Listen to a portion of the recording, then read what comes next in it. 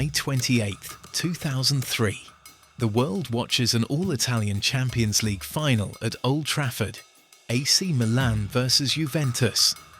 That night, Italian clubs were at their peak. Serie A had produced 5 Ballon d'Or winners in 12 years, hosted some of Europe's highest paid and most recognisable stars, and generated television audiences higher than La Liga and nearly rivaled the Premier League. The league was a cultural and economic superpower, but 2 decades later, the whole league is almost unrecognisable. Serie A's broadcast revenue can't keep up with La Liga, the Bundesliga, or the Premier League. Italian clubs that once purchased the world's best players now sell their brightest young talents, not to fund their trophy-winning ambitions, but to stabilise their balance sheets and decrease their spending. Stadiums built for the 1990 World Cup still dominate the landscape. Many are older than the players competing inside them. The question demands a serious answer. How did a league that once dominated European football lose its dominance? And what forces, economic, cultural, political, and technological, engineered this decline? To understand the fall, you first need to understand the height. From the late 1980s to the mid-2000s, Italy commanded European football both on and off the pitch. Between 1989 and 1998, Italian clubs appeared in 8 of 10 Champions League finals. Foreign icons such as Diego Maradona at Napoli, Ronaldo Nazario at Inter, Ruud Gullit and Marco van Basten at Milan chose Italy not only because of how competitive it was, but because the salaries were unmatched when compared to anywhere else in Europe. The years during Serie A's prime were shaped by massive private investment. Silvio Berlusconi, a businessman and politician, transformed AC Milan by injecting industrial wealth into a club struggling in the early 1980s. By the 1990s, Milan was spending more than €100 million per season on the squad alone, a figure that was way higher than the expenditures of most other clubs throughout the world. Juventus benefited from the Agnelli dynasty's deep financial reserves. The Agnelli family owned a huge portion of Ferrari and the automotive giant Fiat. Italy's major clubs operated like corporate giants long before England or Spain modernized their football economies. Culturally, Italy shaped the global trajectory of the sport. Arrigo Sacchi's pressing systems at Milan, Marcello Lippi's compact structures at Juventus, and Carlo Ancelotti's tactical reinterpretations influenced coaching courses across Europe.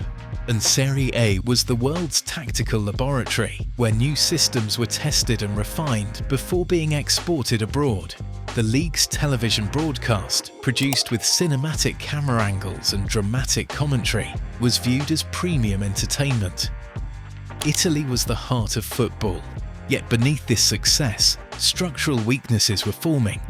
One of the biggest blows arrived in 2001, when Italy's largest television broadcasters, Stream and Tele Plus, filed for bankruptcy. With their bankruptcy, the league lost a critical share of revenue. Although replacement broadcasters emerged, the league never regained the competitive media rights market it once had.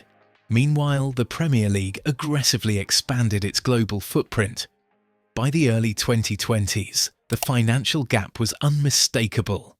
Serie A's domestic rights were worth around €4.5 billion over 5 years, whereas the Premier League generated €6.7 billion over just 3 seasons. The implications were immediate. English clubs could offer higher wages, invest more heavily in data analytics and sports science, and build deeper squads. Italian clubs, which were once able to outbid the world, could no longer compete with mid-table English sides. Another defining issue was stadium ownership. While England and Spain pursued modernisation, Italy remained tied to municipal stadium models that prevented clubs from controlling their most valuable physical assets. Despite these setbacks, Juventus managed to break away and build its own stadium in 2011, The club now generates more matchday revenue than Inter Milan at the San Siro. Aging structures depress revenue, limit hospitality offerings, discourage families, and undermine the matchday experience. A 2019 proposal to speed up stadium construction spent years trapped in political bureaucracy. Former Juventus president Andrea Agnelli captured the frustration in 2020 when he said Italy was competing with leagues that modernized faster and more decisively, while their institutions remained static. Political and governance instability compounded the problem. Italian football suffered from frequent leadership changes. Between 2010 and 2020, the league changed presidents 5 times, making long-term planning almost impossible. In contrast, the Premier League benefited from decades of centralized leadership and alignment between clubs. Then there was Calciopoli in 2006, a scandal that did irreparable damage to Juventus. The Calciopoli scandal, which exploded in May 2006, remains one of the darkest chapters in Italian football, exposing a vast network of influence and manipulation at the heart of Serie A. Phone calls between club executives and refereeing officials were investigated, and the investigation revealed how Juventus General Director Luciano Moggi, alongside CEO Antonio Giraudo, attempted to get favourable referee appointments and sideline officials who made decisions against the club. Though often labelled match fixing, the core of the scandal was about the club attempting to influence referee selection rather than paying players or referees to fix matches. Juventus were relegated and stripped of their 2005 and 2006 titles, while Fiorentina, Lazio, AC Milan and Regina all received heavy point penalties and Champions League bans after the league found out that they had also engaged in the same practices. The 2006 Scudetto got removed from Juventus, was controversially awarded to Inter Milan, a decision that would make rivalries worse between the two clubs for years. Beyond the punishments, Calciopoli triggered a large-scale exit of star players from Juventus. Stars like Fabio Cannavaro, Zlatan Ibrahimovic and Patrick Vieira all left the club after it got relegated. This marked the moment when Italian football began to lose financial and competitive ground to the Premier League and La Liga. Sponsors distanced themselves, and broadcasters quietly shifted their investments toward more stable competitions. Commercial revenue across the league fell significantly in the 2 seasons following the scandal, signalling that Italy's football economy had entered a period of reputational crisis. Even as sporting quality remained high, with Italy going on to win the World Cup, the business foundation weakened. Attendance declined sharply between 1998 and 2018, dropping by nearly a quarter.